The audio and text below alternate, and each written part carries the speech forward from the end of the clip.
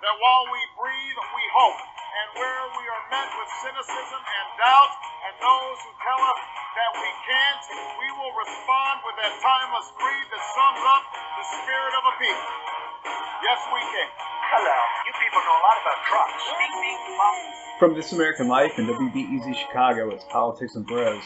Maybe we'll start thinking about taking their press credentials away from them. What the hell is going on?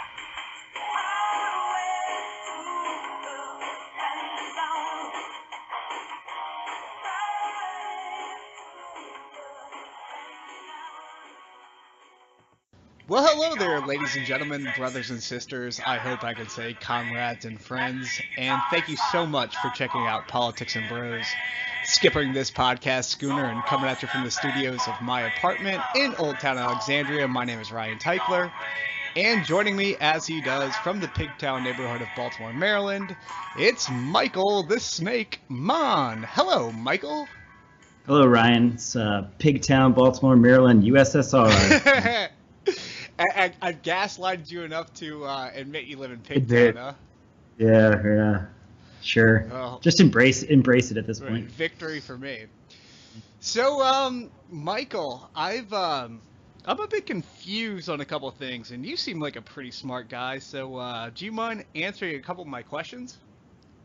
I'll answer your questions as intelligently as my brain can muster. Okay, that's fantastic. So, my first question is, if we impose a tax on goods from Mexico, will the price of those goods go up or down? I would expect those prices to go up because you will be forced to buy domestic or taxed imported goods. Okay, yes. That's interesting. Do we buy a lot of produce from Mexico? We do. We import a lot of produce from Mexico. And would you say produce is a valuable part of a well-balanced diet? I think everyone eats food. Okay. And would you say a well-balanced diet is important to people's health? It's one of those things where economists talk about, cost of living, and people seem to still keep living. Like, you just have to keep bearing the brunt of that increase in cost of living. So you're an economist. I just play one on the podcast. If the price of good, let's speak on the margins. Marginally speaking, if the price of produce goes up, who bears more of the brunt for that price increase? Poor people or rich people? Well, I mean, everyone has to buy food, right? It's just that this represents a greater percent of your income if you're poor. I mean, oh, so we're going to build a wall and fuck poor people. And poor people are paying for it. Poor Americans, not poor people, because there's poor Mexicans, but they're not paying for it. It's poor Americans that are paying for our wall. That sounds like the perfect Republican policy, huh? Build a wall and fuck over poor people. It kills two birds with one stone. I mean, it's, I think that the plan all along was to shift taxes back towards poor people, and if we can solve our immigration so-called problem, then that's two birds with one stone. Yeah, so I guess not to bury the lead, and now that you mentioned immigration, Trump's Muslim ban. 7 countries, majority Muslim. Go ahead, Michael, because I bet, before I introduce this, I bet we're going to disagree, but go ahead. Well, I mean, I think we're moving past a number of things. Well, like, number one, just on Mexican immigration alone, he's identified a problem that does not exist. Like, we have net illegal immigrants moving back to Mexico right now. And the problem we have are Mexican immigrants that are outstaying their visas. So a wall does not prevent a plane from flying over it. Basically, our border patrol is effective. Yeah, so it's the stupidest thing in the world. We've come up with an ineffective solution to a problem that doesn't exist. If it actually costs $20 billion to build the wall, do you know what that equates to in the amount of border guards we could hire? I did the rough math. It's 166,000.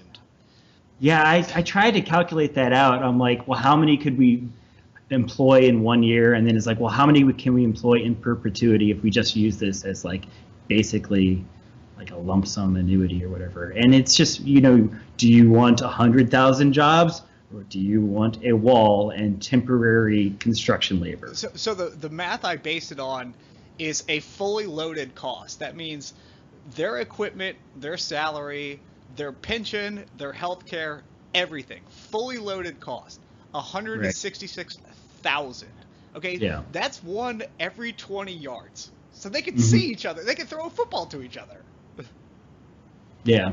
It's just so stupid. I mean, even like if you're trying to justify it in terms of like construction costs and how many like jobs that creates, if that's purely your goal is to like get multiplier effects, walls don't do it. Like bridges do more, Right, and I have this weird theory that it's based on human ingenuity, and we might be able to circumvent a wall.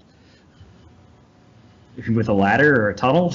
Or maybe a trebuchet or a airplane. or a boat that goes just around it, or Right. It makes no sense in 2017. But then the news of the day, Michael, is the Muslim ban. Let's call it what it is, a Muslim ban, yes. Well, so I want you to start on this because I think we're going to disagree.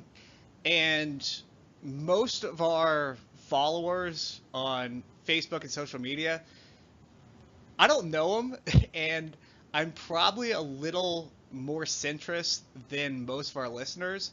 So at the expense of pissing off our listeners, I want you to start. And obviously, anyone can disagree with me. Please do on Facebook, on Twitter, on whatever.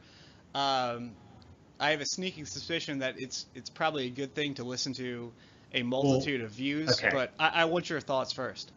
So you want the liberal point of view before you can anger everyone. I got it. Right. That's fine. Well, I don't even know that I have like 100% liberal point of view. I think like, all right, let me just start up front with, so a lot of people wanted a businessman in the White House so that he could run the government like a business.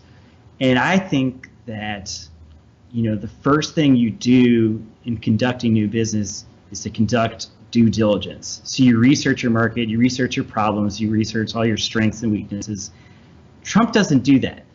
So he's identified a problem where he thinks that refugees in America, as well as Muslims immigrating from the countries on this ban list, are terrorist threats. And I mean, so that's the problem he's identified, and we can disagree whether that's even like a correct like assumption to make. So even if that is 100% the problem, then you got to think of what is the best solution for this. And I don't even think he's done that correctly. Like an outright ban and just, totally upsetting both, the majority of citizens in our country as well as the world. So I mean, we can get into more granular detail, but that's where I come from. I think he did, I don't think we're working from faulty assumptions. We're working from just basically his beliefs at this point. I think it's incredibly stupid policy, but I don't think it's stupid for some of the reasons that have been described so far. So to set kind of the bedrock of my position on this, I'm not a fully open borders guy, right? My view is if you take complete open borders worldwide to its extremis, and what occurs is it'll be nothing more than people from societies that suck going to societies that are better until that society is no better than the places that they left, and then go to the next one. So a fully open borders philosophy, first off, I don't think it's even possible, and two, I think it's potentially cultural suicide for the country that does it. Right. Well, it's like, I want to live in Sweden, but do Swedish people want me there? I don't know. Right. So that's kind of where I start at a bedrock. But the 7 countries that he's banned, it makes absolutely no sense to ban people from these 7. I could argue probably pretty convincingly that Yemen and Somalia make sense for us to not let anyone in from. Yemen is a failed state. There's no documentation process there. It has become a battleground of a proxy war between Iran and Saudi Arabia, and it has a lot of remnants of Jabhat al-Nusra, which is an offshoot of Al-Qaeda, and Al-Qaeda itself. So if you're a Republican trying to make this pitch, it's much easier to say, look, with those facts established, we can't make, with the certainty that the certainty that the American public deserves, we can't make the determination that the people we're letting in are who they say they are and they aren't a threat. If that was the position that the Republican Party took and Trump himself took, I wouldn't have much of a problem with that. But the words of his campaign matter. And he said on the campaign trail, I want a Muslim ban. And he asked Rudy Giuliani how to do it. And Rudy Giuliani said, Trump asked me, how do I make a Muslim ban without being illegal? Right. And he did. I don't even think he did that right. So well, I mean, yeah. So you're raising the point that Yemen may be a perfectly reasonable country to just not allow immigration from. But what will be the legal criteria where you define a risk nation? I mean, why would Saudi Arabia not be included in the risk when that's where I think nine of the more than that. That you're right. The hijackers for 9/11 came from Saudi Arabia. Funding for Al Qaeda came from Saudi Arabia. I mean, the cynical person thinks, well, he does business in Saudi Arabia, so why would you upset them? He also does it in the UAE and all the other countries that weren't on this ban. And if he didn't have conflicts of interest, he could include those, but he has clear conflicts of interest around the globe. So to me, this makes no sense, and I think it's self-contradictory. If you look at the Muslim world and you look at the 7 countries that he is blocked immigration from, not a single person from there has committed a homicidal act on U.S. territory at all. Right. It just didn't happen. So if you were trying to identify the problem and come up with solutions, you'd have to look at what the domestic terrorist acts have been like in our country since 9/11. And they have been, for lack of better words, like homegrown terrorists. They've basically been influenced by, ISIS propaganda from abroad. I mean, does this solution diminish the threat of propaganda? No, it increases it. So it doesn't solve our domestic problems. Now, then you could look at what kind of terrorist activity has been going on in Europe as a result, partially of, the refugee crisis and how many Muslims have entered, Germany and France and Belgium, and that does seem like a legitimate threat. If you take in that many people that are, potentially, I don't know what I want to say, but my point is that we have a different situation with domestic terrorism, and we have had in place a much more stringent vetting program that has prevented these terrorist attacks and should be commended as a way to vet refugees instead of just taking everyone. We have an incredible vetting process, and that should be this is the way to do it. This is the way to take in people that are victims of war abroad without subjecting our own citizens to the risk. The people we're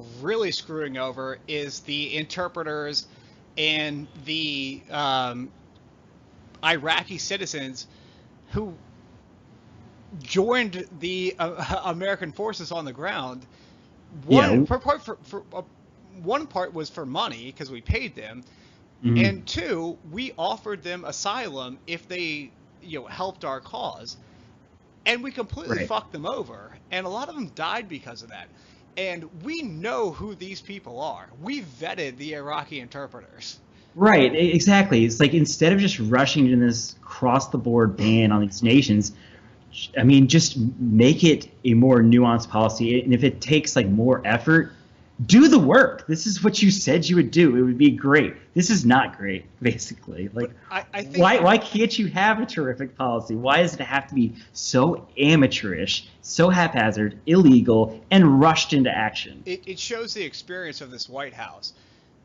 This was written by Steve Bannon and Stephen Miller. Stephen Miller was, I think, the chief of staff or a high-level staffer on Jeff Sessions in his administration. We spent the last episode saying that, Rex Tillerson was an outside-the-box state nominee that we kind of liked, and he says he's baffled he wasn't consulted on this. I mean, yeah, and they've promoted Steve Bannon National Security Council to the National Security Council, and they said, Chairman of the Joint Chiefs of Staff, we'll let you know when we need you. Right, we need right. Steve Bannon at all times. So Yeah, to me, this clearly has Bannon's fingerprints all over it. But I will say, you can spend 10 seconds Googling Steve Bannon and immediately find how he wants like a Christian war against the world. I mean, it's completely. But I will say this, and I think this is where most of our liberal listeners will disagree. If you want to say, and you have a policy that says, we want to stop jihadists coming to the United States, you're actually admitting what you're looking for, right?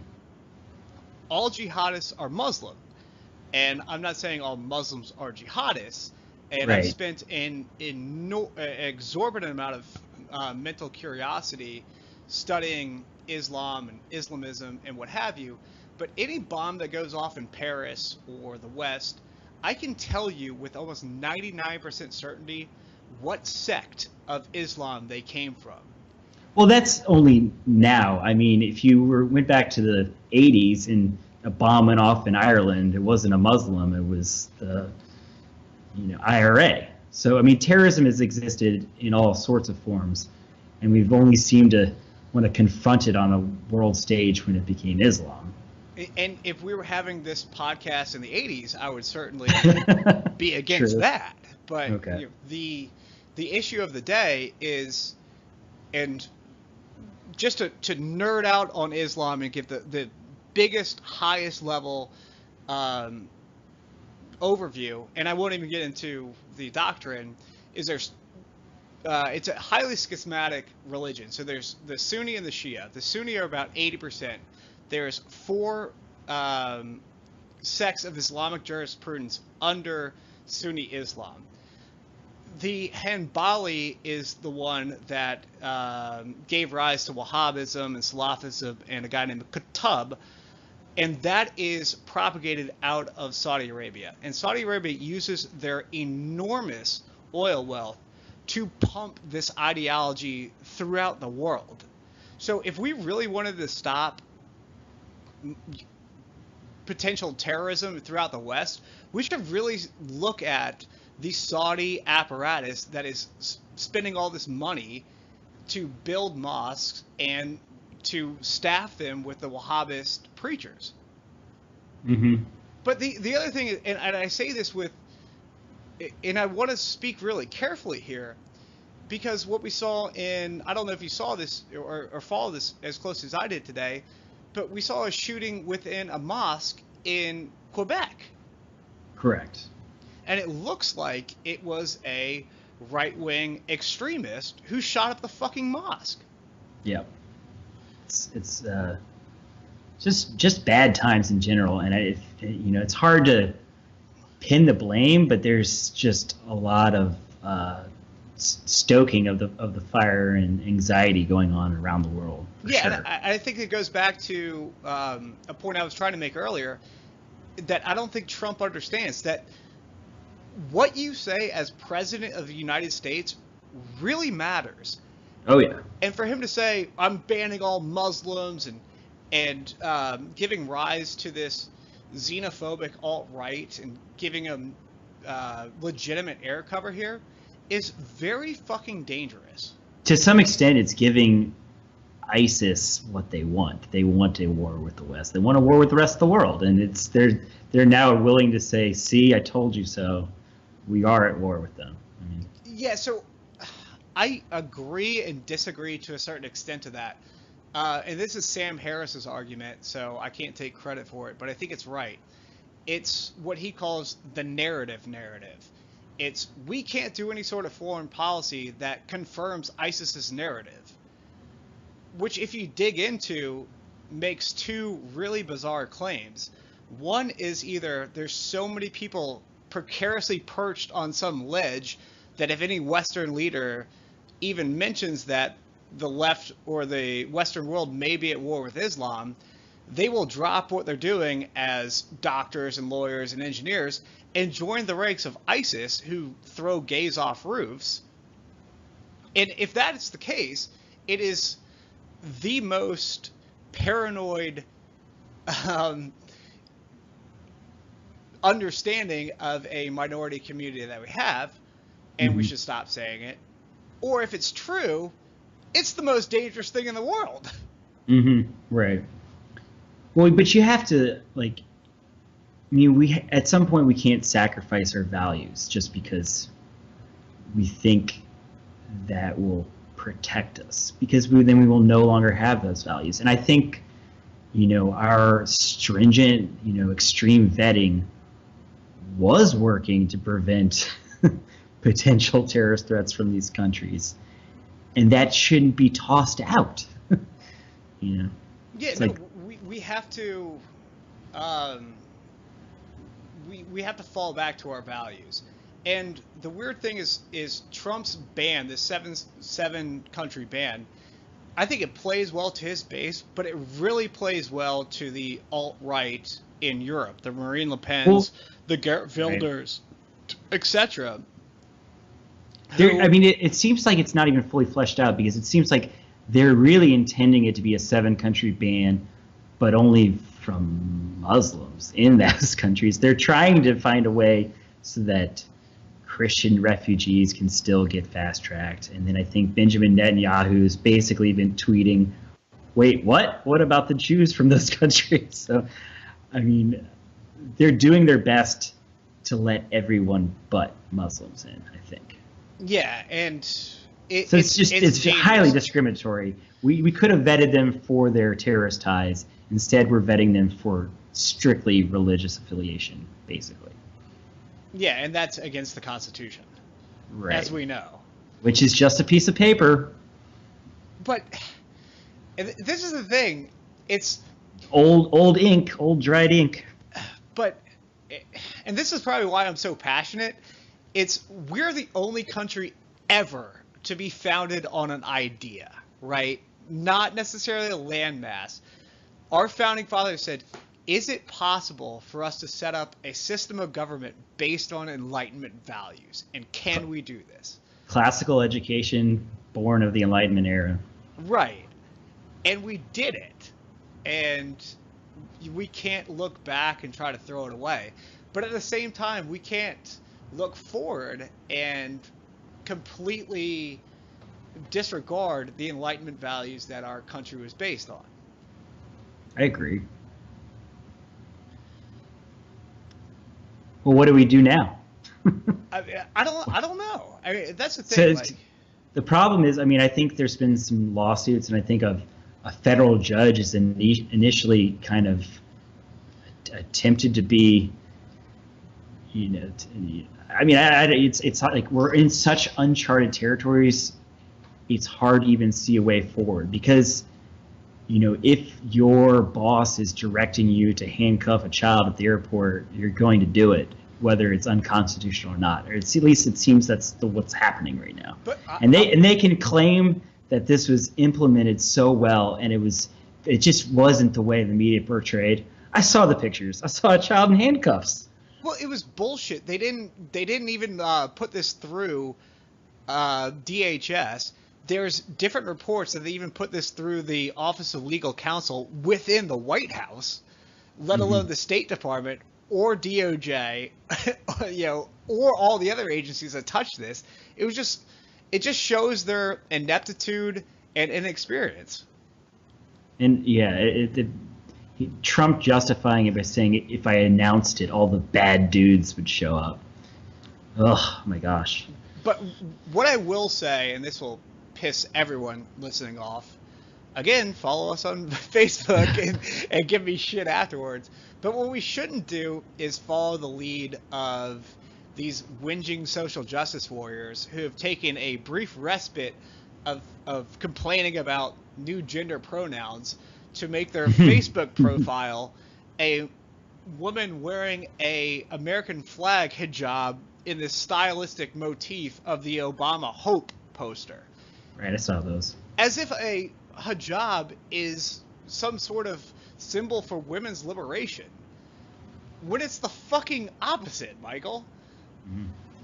So we shouldn't be donating to CARE, who has explicit links to Hamas and the Muslim Brotherhood. You know, I think the left should be a little bit smarter than this, because if one side, and I think this was in the New Yorker and New York Times, if one side is arguing for open borders and fascists are saying we'll protect the borders, people are going to vote for the fascists. Mm-hmm. Yeah, well, you're right, and we don't want that.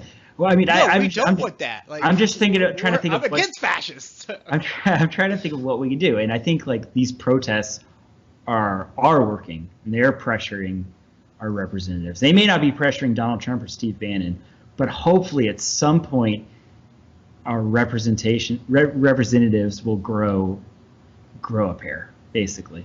Well, Like I don't care if your district carried Trump. Those same people might be upset now. So time to act on your instincts. They need to grow a pair, and I don't see any sort of. Where's Rand Paul, the constitutionalist, you know? So him and Lindsey Graham and McCain have made some noises, but if you're just looking at it from a Democratic standpoint, there is absolutely no political upside for you to vote for any of the Trump nominees. Any of them. What's the political upside to it? I don't know. I don't know. I think there's more political upside, and you'll be objectively right when the history is written to oppose every single thing he's done. Right. I mean, I think before the mental calculus was, you know, I may be up for re-election and I'm in Trump country. Do I want to look like I've been blocking things? And now it's like, yes, you do want to look like you gave a damn. Yes, you want to. Block everything you can. Yeah. I mean, this is the resistance party. We're playing defense now. Right. Oh, God. I mean, it's. I just don't know what to say sometimes, Michael. It's like. I think like before the election, there was a lot of outcry from liberals that, you know, were worried about our liberties being taken, you know, and as it's coming to fruition, I mean, like, when people said, you know, it's totally overblown, you're calling him a fascist before the election, and now that he's instituting authoritarian kind of government, you just can't stand idly by any longer. You know, even if that was your fear before, now it's coming. I mean, you know, like we're. I mean, if you can't learn from history, these things have happened before, and they're happening now. So you have to try to do something. I do want to say this: fuck Kellyanne Conway, fuck Rance Priebus, fuck Sean Spicer, fuck Rudy Giuliani. Fuck all the guys who said we should take Trump while on the campaign trail. You should take Trump seriously, but not literally. Yeah. It turns out we should have taken him fucking literally. So fuck all you assholes. I mean, you're gonna get us an explicit rating on iTunes, by the way. Yeah, I will. I'll put it up on iTunes. You know who we're standing in solidarity with right now? Dick Cheney, who's speaking out on how wrong this is. Dick Cheney grew a soul. I mean, oh God, maybe we're on the wrong side then. If Dick Cheney agrees, I know. It's just like you see his quotes out there, and you're like, "Thanks for speaking up, Dick Cheney." Right. So you took a break from your hunting vacation where you shot your buddy. Like, 12 years late, Dick Cheney. I know. I mean, the return of torture as well. I mean, It's just, Yeah, well, we'll have to leave that for another episode. this is the problem. Every time we should shelf something, we have a million new things to talk about. We'll never get to Obamacare. We got to get into price next time. I do want to do a deep dive into the Middle East at some point, because if you think American politics or British politics are confusing, wait till you get into the Middle East. So I do want to do a deep dive at some point there, but we'll see what happens. Oh, we've got an amazing reaction on Facebook, Twitter, all the places we are. I got an awesome amount of texts and phone calls saying that they like what we're doing. So thank you guys so much. Yeah, this is a grassroots movement of growing this podcast. So if you could help share it with anyone you think might be interested in listening to about a half an hour long politics podcast. I think we initially wanted this to be about strategy and the ins and outs of what the optics of governing, and we just can't even get into that yet. Right, like messaging. Right. Because you know what? It's just all bad optics right now. I think there is Trump supporters that disagree with this, and there's Trump supporters that absolutely wanted this. So that's the optics. That's all we got. Yeah, and maybe when things actually settle down, and big if, Trump matures into his position, maybe we can actually go into deep political strategy on policy. Economics of tax reform. Right, getting the nerdy more stuff nerdy than we are now. Right. All right, Michael, tell the people where they can follow us. We have a Facebook page, Politics and Bros. It's growing. That seems to be where we have a lot of interaction right now. We have a Twitter account at Politics and Bros. We're on SoundCloud and on YouTube and working on the RSS feed. At some point, I hope our sound engineer, hint, Ryan, will figure that out. I'm actually going to do that tonight. I apologize for last week. I had to get on a flight 4 hours after we recorded, so I wasn't able to do that. But tonight's the night, Michael. Yeah, and if you want to share the link, we'll love you forever. Again, thank you so much for listening. We will do better the next time. Until then, bye-bye.